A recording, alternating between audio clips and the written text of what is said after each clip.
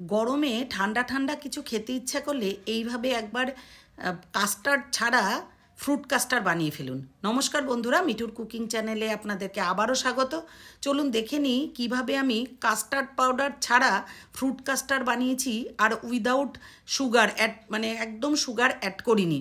কিভাবে বানিয়েছি আর কি কি ইনগ্রিডিয়েন্ট দিয়ে করেছি একবার দেখে নিন।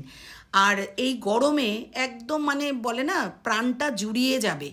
সত্যি তাই, গরমে প্রাণটা জোড়ানোর একটা মিষ্টি খেতে ইচ্ছা করলে এইভাবে বানিয়ে ফেলবেন। আমন্ড বাদাম একদম 1/3 কাপ আমন্ড আমি রাত্রিবেলায় ভিজিয়ে রেখে দিয়েছিলাম। আপনারা চাইলে ইনস্ট্যান্ট খোসা সমেতও গুঁড়ো করতে পারেন। তো আমি ভালো করে খোসা ছাড়িয়ে নিয়েছি। আর 12-14টা মতন নিয়েছি কাজু বাদাম, কিছু পেস্তা নিয়েছি যেটা আমি কুচি করে দেব এর জন্য, মানে গার্নিশিংয়ের জন্য। এরপর নিয়েছি চারমগজ, একদম 1 টেবিল স্পুন। এই স্পুনের 1 স্পুন নিয়েছি চারমগজ। আর নিয়ে নিয়েছি 1 কাপ, মেজারিং কাপের 1 কাপ মাখনা। আর 5টা থেকে 6টা, এখানে বড় বড় যেহেতু খেজুর আমি 5টা নিয়েছি, মিষ্টি অ্যাড করব না তাই খেজুরটা নিয়েছি।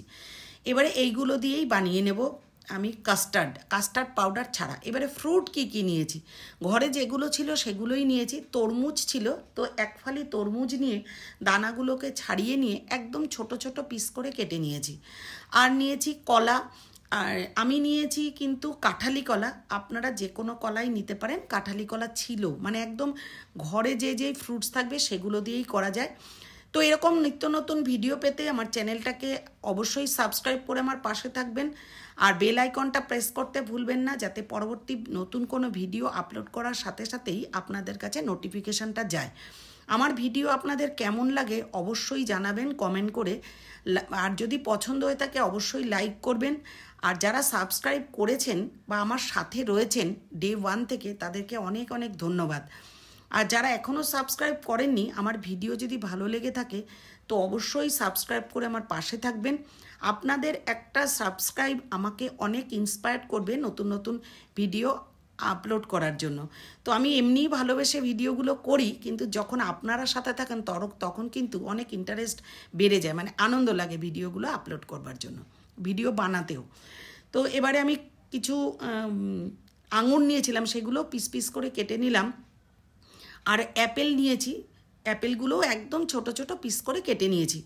তো খুব বেশি ফল দিয়ে ভরতে হবে তা নয়, তবে কিছুটা কিছুটা করে যদি ভ্যারাইটি টাইপের ফল দিই, ফলগুলোও খাওয়া হবে আর কালারফুল দেখতেও লাগবে। তো এবারে চলে যাই গ্যাসে সরাসরি। কড়াইটা বসিয়ে দিয়ে হিট করে নিয়ে, কড়াইটা গরম করে নিয়ে মাখনাটাকে খুব ভালো করে ড্রাই রোস্ট করে নিতে হবে। দেখুন কিছুটা করার পর, ড্রাই রোস্ট করার পরে হাত দিয়ে যখন দেখলাম ভাঙছে না, তারপরে কিন্তু আবারও ঘুরিয়ে নিয়েছি। তারপরে তুলে নিয়ে এরপরে কাজু বাদাম, পেস্তা বাদাম, চারমগজ আর দিয়ে দিয়েছি আমন্ড বাদাম। সবগুলোকে দিয়ে একসঙ্গে ড্রাই রোস্ট করে নিতে হবে, গ্যাসটা লো টু মিডিয়ামে রেখে। সব একটা বাটির মধ্যে রেখে দিয়েছি ড্রাই রোস্ট করে। এরপর খেজুরগুলোকে একদম পিস করে কেটে নেব, কারণ মাঝখান থেকে দানাটা ছাড়িয়ে দিতে হবে, নাহলে মিক্সিতে ঘোরানো যাবে না। তো এই কারণেই মাঝখানে যে বীজটা থাকে ওটাকে ছাড়িয়ে নেব। এরপর আমি দুধ জাল দিয়ে ঠান্ডা করে রেখেছিলাম, মানে জাস্ট উষ্ণ গরম রয়েছে, তো সেই দুধটাকেই কিন্তু আমি 1.5 কাপ দুধ দেব এর মধ্যে। আর এই মেজার করে নিয়েছি বলে, মানে যতটা মেজার করে নিয়েছি তাতে আমার 1.5 কাপ দুধটাই লেগেছে। আপনারা চাইলে সমস্ত কিছুর পরিমাণ একটু বাড়িয়েও বা কমিয়েও নিতে পারেন। একদম খুব গরম দুধ দিইনি, যেহেতু ওগুলোও একটু গরম আছে, ড্রাই রোস্ট করাগুলো একদম উষ্ণ আঙুল ডোবানো গরম করা দিয়ে কিছুক্ষণ, মানে মিনিট 5 রেখে ঠান্ডা করতে দিয়েছিলাম। হয়ে গেলেই এর মধ্যে দিয়ে দিচ্ছি আমি একটুখানি কেসার ধাগা, আর একটু দিয়েছি ওই গুঁড়ো, এলাচ দানা গুঁড়ো করে। ওগুলো দিয়ে খুব ভালো করে মিশিয়ে দুধটার সাথে একটুখানি রেখে দিয়ে যখন একদম ঠান্ডা হয়ে গেছে, তখন কিন্তু একটা মিক্সিং বোলের মধ্যে সমস্ত উপকরণ দিয়ে মিক্স করে নিতে হবে। খুব ভালো করে মিক্স করতে হবে, তাহলে কিন্তু একটুও দানা থাকবে না। আর এগুলোর দানা না থাকলেই কিন্তু খেতে বেশি ভালো লাগবে। একটা স্মুথ পেস্ট তৈরি করে নিতে হবে। দেখুন আমি বড় মিক্সিং বোলটাই নিয়েছি, যাতে একসঙ্গে সব মিক্স করা যায়। তো এইভাবে দিয়ে মিক্সিং বোলটাকে, মানে মিক্সিং বোলটাকে আটকে নিয়ে ভালো করে স্মুথ একটা পেস্ট তৈরি করে নিয়েছি। নিয়ে যেটার মধ্যে সেট করতে দেবো যেই পাত্রটায়, তাতে আমি সব ফলগুলো, যে কুচি করে রাখা ফ্রুটগুলো একে একে দিয়ে দিলাম। আপনারা কিন্তু আরও কোনো ফলও অ্যাড করতে পারেন, বেদানা থাকলেও এর মধ্যে দিয়ে দেবেন, খেতে খুবই ভালো লাগবে।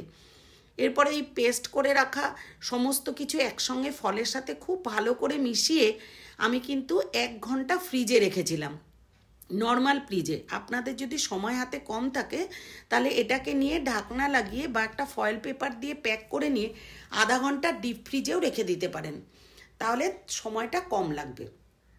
এবার এরকম ঢাকনাটা লাগিয়ে আমি 1 ঘন্টা ফ্রিজে রেখেছি। 1 ঘন্টা পর দেখাচ্ছি আপনাদেরকে। দেখুন কত সুন্দর ঠিক হয়ে গেছে, কাস্টার্ড পাউডার ছাড়াই কিন্তু এই ফুড কাস্টার্ডটা তৈরি হয়ে গেছে।